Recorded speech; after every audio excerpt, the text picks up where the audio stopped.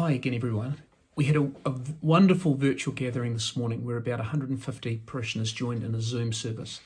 It was new, it was informal, lots of people were involved. There were readings, prayer, singing, and even a children's talk. And in spite of the technical challenges, which we will solve, it was much better than I expected. It was a surprisingly social and spiritual experience. So what follows now is a further news update from me about how the parish is getting on. First of all, the staff. Due to the hard work and foresight of members of the parish staff, they are all well set up to continue working from home. So that's good news. Thanks so much to Jenny for your leadership during the week I was away, and for Braden, who's worked tirelessly to make sure all the staff had functional home offices. The staff have access to the parish computer files, remote email, call diversion for the parish office number, and we communicate using Zoom. We have also shared our different experiences and struggles with each other. It has been stressful, but on the whole, we are doing well. We greatly appreciate your prayers, and we are praying for you as well. Now, the second priority has been phoning all the members of our parish family. That, of course, is an enormous task and very complex. However, because of our excellent church database, we are much better placed to do this than even just a few years ago. It is my belief that a phone call is the best expression of pastoral care we can make at this time. A phone call says we've thought about the other person. It says we've taken time. It's a human voice, and it says we care. An email is okay, but in these days of isolation, a phone call is gold. This cannot be overstated. Jenny is our point person here, and she is assigning lists to those who are calling, marking off those who have been called, and keeping a note of any practical or pastoral needs that may have been discovered. Now, I want to stress that these calls are over and above the other calls that a large number of group leaders are making, and indeed informal calls from friends, and that's happening, and that's brilliant.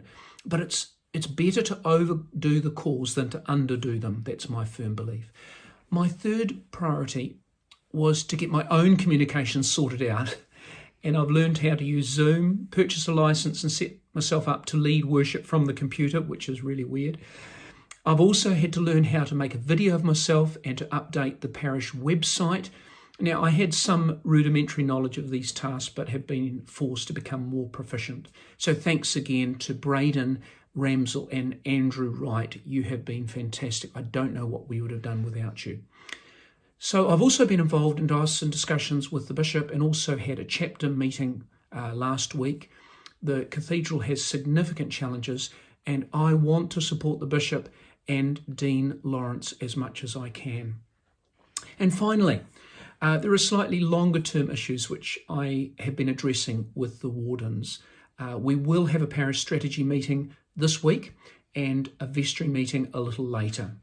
Our parish, like every other parish, not-for-profit organisation and business in the country, will be profoundly affected by this lockdown. Our parish does have some financial resources, of course, and reserves. However, it's important that we don't hope for a quick recovery and rely on these reserves. That would be very foolish, because although the lockdown might only last for a month or two, it is clear that the recovery will be much, much longer than that. To be good stewards in these days means that we are proactive and anticipate what we need to do so that we are prepared. But right now we can say that God is with us. We continue to be the church. We continue to have as our vision to follow Jesus and extend God's love. I want to look back in a few years' time and say that we as a church remembered who we were in the dramatic days of 2020. We remembered to lean on God and to pray. We remembered to follow Jesus. We remembered to extend God's love. We remembered who we were as God's people. And we reached into our incredible Christian heritage and remembered the Christians who met and worshipped in their homes before there were church buildings, and the Christians who couldn't meet because it was illegal to do so. This is not entirely unfamiliar territory for the church. So I pray that with our heritage beneath us, our brothers and sisters in Christ beside us, and Christ all around us, we will get through this time and remain strong. Amen.